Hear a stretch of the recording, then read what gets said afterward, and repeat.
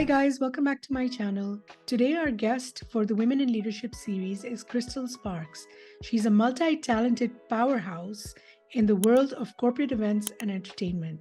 From TV news anchor to dynamic DJ and corporate spokeswoman, she's brought engaging experiences to the likes of Pfizer, Amazon, Google, and more. Get ready to discover her secrets of captivating audiences in our exclusive interview. Hi Crystal, how are you? I'm doing great. How are you? I'm good. Thank you so much for being here. Thanks for having me. Crystal, you have an impressive career spanning different roles from news reporting to corporate sports spokesperson to DJ. Could you share with us some key experiences or moments that shaped your journey into leadership? Some moments that really shaped my journey, period, have been moments where I was strong enough to ask for help and where I had mentors or people who had been in the industry longer than me come in and really mentor me and give me feedback and grow, because I realized at multiple points in my career that there was nowhere else I could go on my own. But if I leveraged my network, then I could rely on those who had been here before or those who had already walked in the path I was trying to walk, and have them help me get to where I was trying to go. You work with major brands like Google, Pfizer, Amazon. What strategies do you employ to effectively represent and engage with these corporate giants as their spokesperson and event host? That's a good question. Okay, so there's two main points here. Like, it was the strategies. What are the strategies that I used to employ? Yeah. One, authenticity is really important. I used to try to be someone that I thought I should be.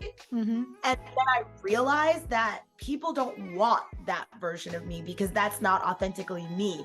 People want me for what I bring to the table and what makes me special.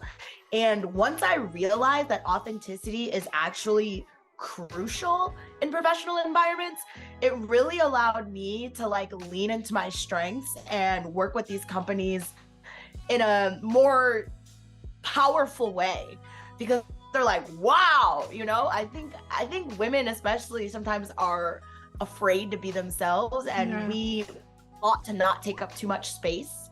And I think once we can throw that out the window or give ourselves grace to take up space, then we realize that is where our power is, in the authentic version of yourself. And working with those companies, they could have hired anyone for these spokeswoman jobs that they've given me, but they hired me because I show up as myself, and I'm so unique.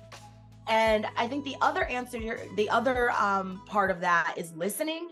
I think as a strategy, when you truly listen and you truly try to take notes and you try to understand what someone is coming to you with, when you get to the problem of that and you really get underneath it, if you're listening, I think you will be able to solve their problems a lot better, instead of just assuming what you think it is or making it about you.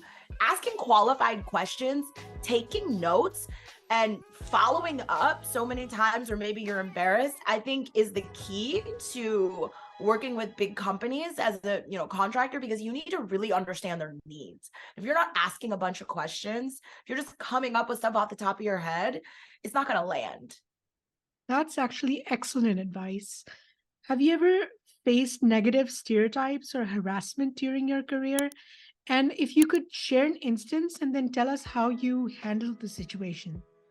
Okay, so stereotypes. Of course, I am a Black woman in America, so there are tons of issues I have run into, especially because, like I was saying before, I take up a lot of space. I'm not scared to speak out. I'm not scared to speak up. And I will tell somebody when I think that they're wrong. I take up a lot of space. And I've had to learn and grow and realize that it's not always about proclaiming my opinion or speaking out or declaring what I think. I think sometimes it's about just being in the room. And I think that is something that I've learned throughout these years. I think I used to try to prove something when I was younger. And now I can show up because I'm a little bit older, a little bit more grounded in who I am. I'm a little bit more confident. Right. Now I can show up and then just understand, like I can just kind of see where the cards are falling. And I know you asked me a very specific question. I'm kind of talking around it. That's okay. It's kind of because the answer is obvious. Of course, people have discriminated against me. You know what I mean? Right. Of course, people have treated me crazy. I lived in Mississippi my first 2 years as a news reporter. So I moved to Jackson, Mississippi, and the South, the American Deep South, wow. Not only did I have to cover, so I was a news reporter. Not only did I have to cover some very heart-wrenching stories where people were mistreated because of whatever they were, and I could relate to that, but it was always like, I got a pass because I was a news reporter, but people always said very ignorant stuff to me, very sly stuff to me. People treated me a certain way because of the way I look, or the way maybe I look young, or because the color of my skin, or because I'm from a specific part of the country. And it's always going to be that way. And there's always going to be something that someone doesn't like about you. Right. And what I've had to learn growing up is like, that is not going to hold me back. I don't even, at this point, I just let it roll off my back, because people have issues with me. Like, there's nothing I can do about it. I'm sorry. I am a Black woman and I take up a lot of space, you know? Yeah. So yeah, who you are is what I think the name of the game is. And no apologies, like, sorry, not sorry, I'm here and this is what it is, you know? Good. Yeah, that's how it should be. So Crystal, as someone who has worked with a variety of companies and brands, what do you believe are the key qualities that make a leader successful in the corporate and entertainment world?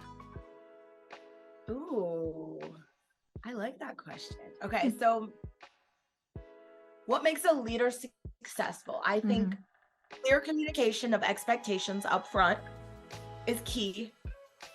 That is something that I struggle with.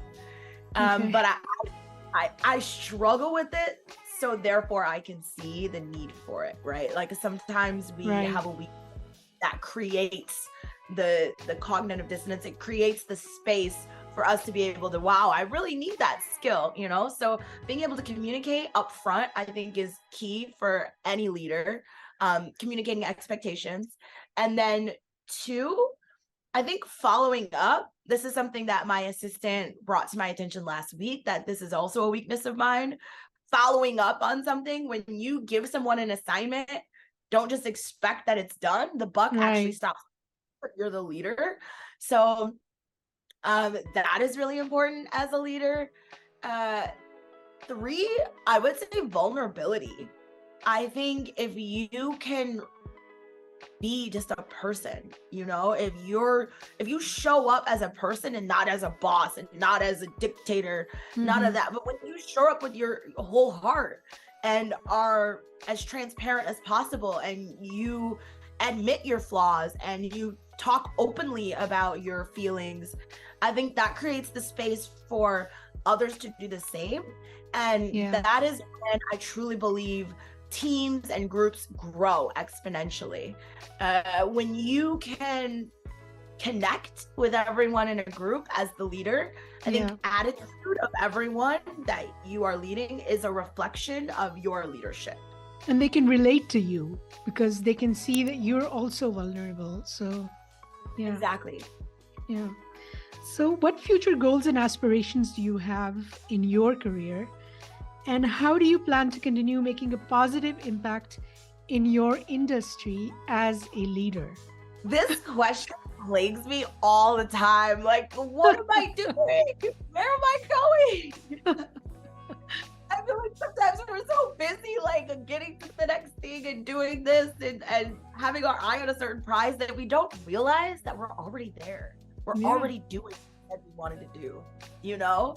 So, like, 15-year-old version of myself had no idea what I wanted to be or what I wanted to do.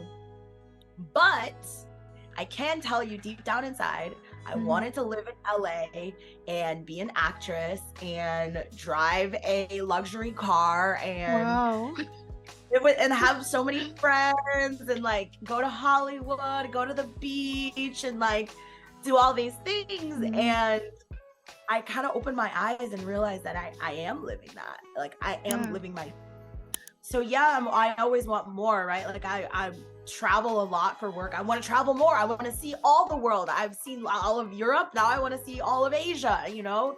There's always more that I want to do. Right. But in reality, like I'm doing exactly what I've always wanted to do. I'm working. That's amazing. Thank you. I'm working with huge companies and able to show up as myself, whether I'm DJing, emceeing, spokesperson, creating content. I am truly able to use my gifts to support brands and get paid very well in the meantime. So it's like, I'm happy, you know, it's going to just elevate more and more. I see myself. Good for you. Thank you. I see myself moving in a position for more consultancy work as I get older. Less work, more pay. Instead of actually creating content and actually producing the events and hosting the events, I see myself moving into a role of being the consultant for a lot of media and spiritual marketing and things like that, things that companies need. Because I see a lot of it now. You know, I'm working with companies on a very consistent basis, a lot of different companies, and I can tell you what everybody's doing wrong. So I'll make a career out of it.